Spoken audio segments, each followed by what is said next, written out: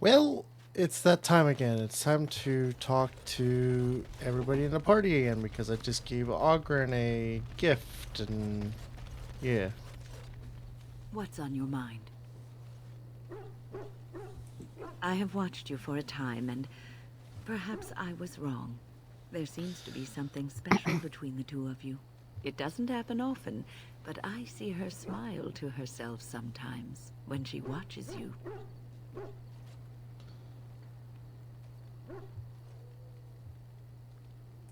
I think I was too harsh in my judgment before, and I am sorry.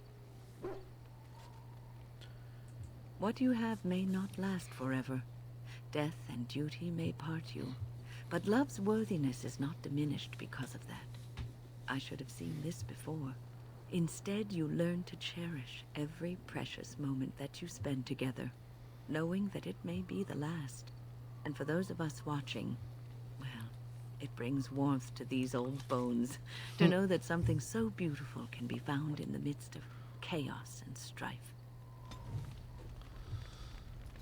What's on your mind? I will answer to the best of my ability.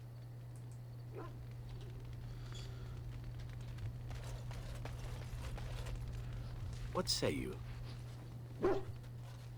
By all means. My adventures? I'm hardly an old man just returned from across the ocean, am I?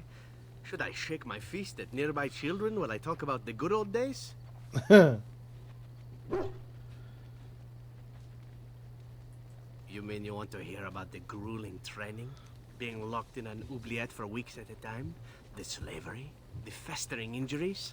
Or are we seeking something more glamorous? Well, that should be easy enough, I think. Let's see, my second mission ever for the Crows was a bit intriguing. I was sent to kill a mage who had been meddling in politics. In Antiva, nobody is too important to escape the reach of the Crows. They've killed kings and queens. That is simply how it is. As it turned out, the mage in question was quite a delightful young woman. Long, divine legs, as I recall. I caught her in a carriage on her way to escape to the provinces.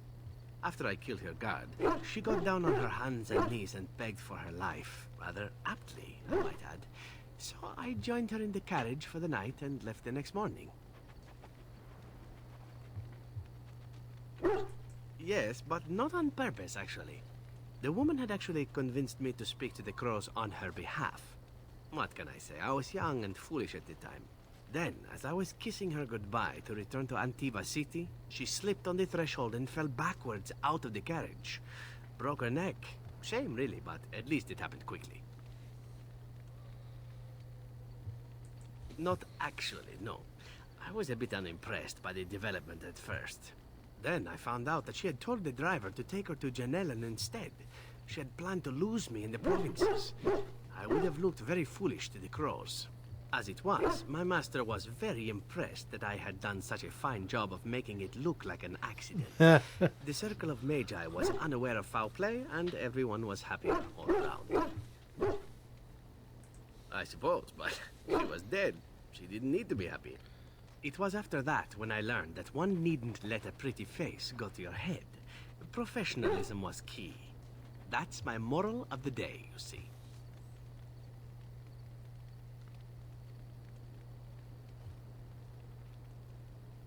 And one that not everyone learns, I'm sad to say.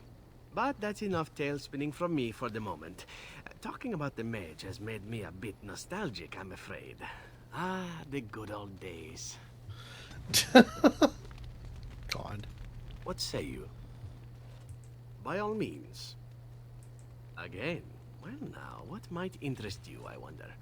Shall I describe the stages involved with Lanthrax poisoning? I watched a man go through all 7 once. Really?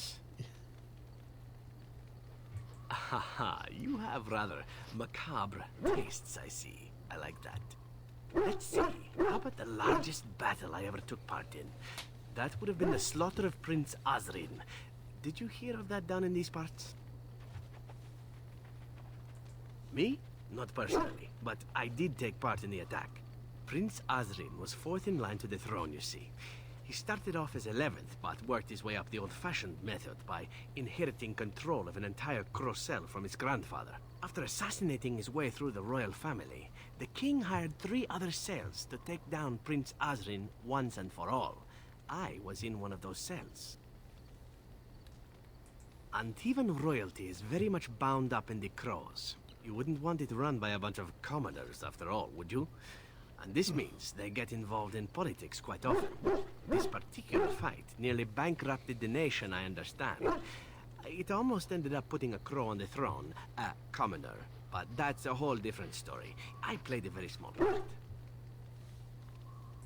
My part in the entire battle was taken up trying to reach Princess Verina, who had thrown in with her brother. I killed about 11 of her guards personally before I got knocked out of a window. I landed in a river and nearly drowned. I was fished out by some urchins who robbed me blind. Made off with my boots, too. At least they didn't cut my throat. And that was my part in history. I had to find my way back to the safe house, bruised and naked, and thankful to be alive. But there you go. Tale told. Let's be off before I tell more embarrassing stories, huh? What say you? By all means. Well, the only one that's really worth telling is the story of the mission right before I came to Ferelden. But no, I would rather not. I shouldn't have said anything. Thank you. Perhaps another day, huh? Whoa. What say you? By all means. What say you? Again? I'm game.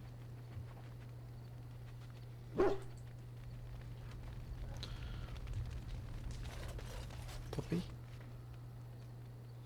Probably has nothing to say. Yes, it is good to have my sword at my side again. I call her Asala, the soul, my soul. She is forged from rare blue steel and has served me faithfully for many years. Yes, you understand what it is like to have a weapon that is part of you. Few others do.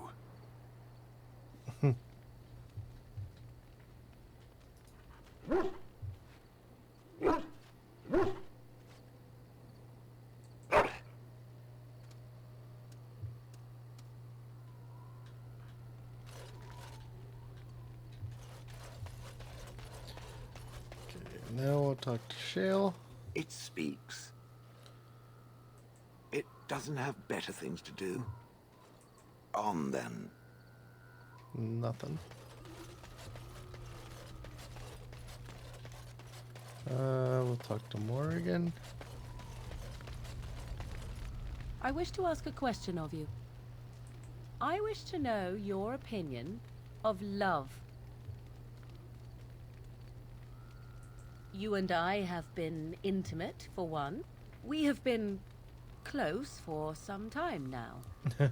You are impressive in many ways, and you even protected me from Flemeth without hope of reward. I feel anxious when I look upon you. I dislike this sense of dependency. It is a weakness I abhor. If this is love, I wish to ascertain that you do not feel the same.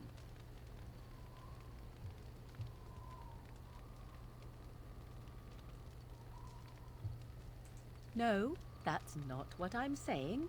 You need to pay attention. What I'm saying is that I have been foolish.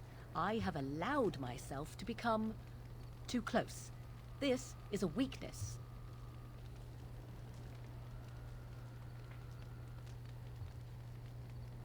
You are not listening to me. Do not be such a fool. This is for your own good. I am not like other women. I am not worth your distraction, and you are not worth mine.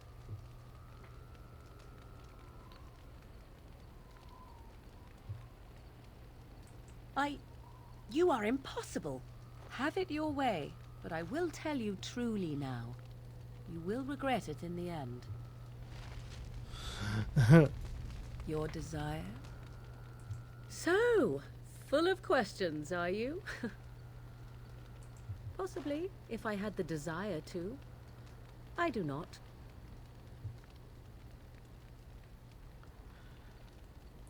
I was told to accompany you and to help you, and that I shall. This may extend to the teaching of my mother's skills in time. For now, I simply do not know you well enough. I promise nothing. Your desire? We're in camp, so 'tis as good a time as any. Ah, such a romantic, I see. Gotta get my kisses in.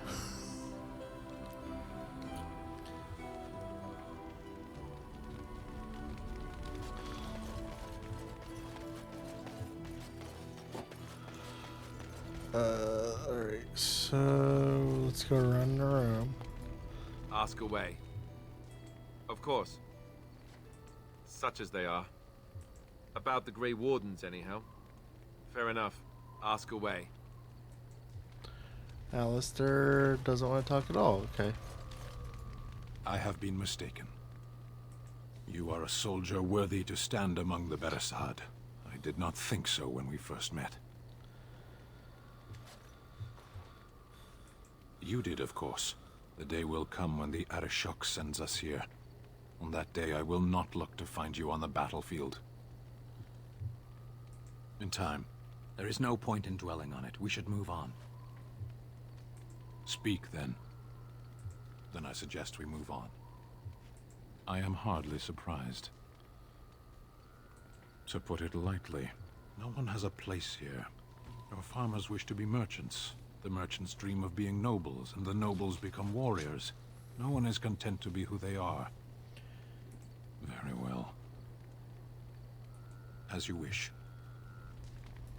What is your wish, Kadan? I am hardly surprised. Very well. Speak, then. Then I suggest we move on. As... Something I can help with? Yes? What's on your mind? Of course I do. I love stories far too much to keep them to myself. Everyone should be able to benefit from them, I think. Chantry law says it is man's pride that created the Darkspawn. In ages past, the mages of the Tevinder Imperium ruled much of the world we know. In their pride, they thought their magics invincible and imagined that they were greater than the Maker himself. So thinking, they invaded his golden city, planning to take it for themselves and depose their own creator. But they were impure and full of sin. And it is with the sin that they tainted the golden city, corrupting it forever. The Maker cursed them and cast them from his sight. Wherever they went, they spread the taint of their sin. Any land that was touched by the taint became blighted and would suffer no life. Instead, the Darkspawn arose to torment us and remind us of our hubris. Of course, Orlesians enjoy telling stories. I shall tell you my favorite tale of Aveline, the Knight of Olay. A long time ago, a girl child was born to a farmer. He had hoped for a son, not a daughter, and so he told his wife to abandon the child in the woods. Before the cold could claim her, the baby was found by a tribe of Dalish elves who took pity on the poor mewling thing and raised her as their own. Aveline, for that is what they called her, grew strong and quick and clever under the guidance of the elves. She learned to wield the sword as well as any man, could kill a deer with an arrow at 100 paces, and was as graceful on the back of a horse as she was on foot.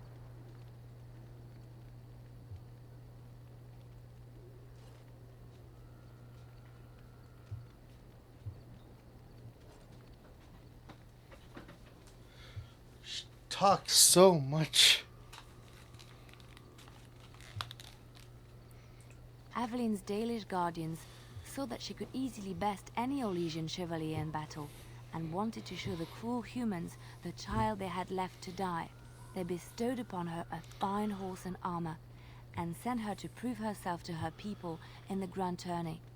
Now in those days, no woman was allowed to take up arms, let alone compete in the Grand Tourney, but Aveline kept her helmet on and was not discovered. Aveline won many events and gained the approval of the adoring crowd. Eventually, she came face to face with the knight Kaleva in the Grand Melee. Aveline had already bested him in the joust, and Kaleva was determined not to lose a second time. Out of desperation to regain his honor, Kaleva tripped Aveline and tossed her to the ground, ripping off her helmet as he did so. Silence fell upon the arena as Aveline was revealed. Kaleva declared the previous competitions invalid. A woman had taken part, and this was not allowed. But the crowd cheered for Aveline. Kaleva was furious, for he had lost to a woman and was now being shamed. Blinded by his rage, he forced Aveline to her knees. "Know your place, woman," cried he, and slit her throat. The son of the king, Prince Freyan, was present. He recognized Aveline's skill and bravery and began to see the injustice done to the women in his land. When he was made king, he rewrote the laws of Orlais so that women could also become chevalier. He honored Aveline and knighted her after her death. And to this day, any female who is knighted reveres Aveline the Brave, for she is the patron of all women chevalier.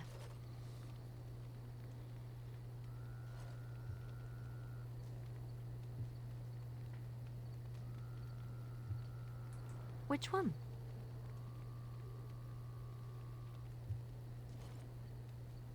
It will come to you soon, I'm sure.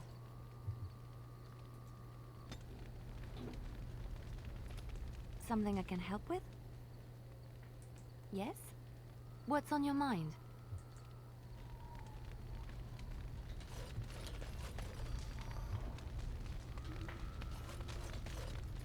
Stop wasting time, Warden. I'm not here to chat. Stop wasting time, Warden. I'm not here to chat. Okay, so you don't want to talk yet. Alright, this would be a good place to stop. Alright, everybody. Peace.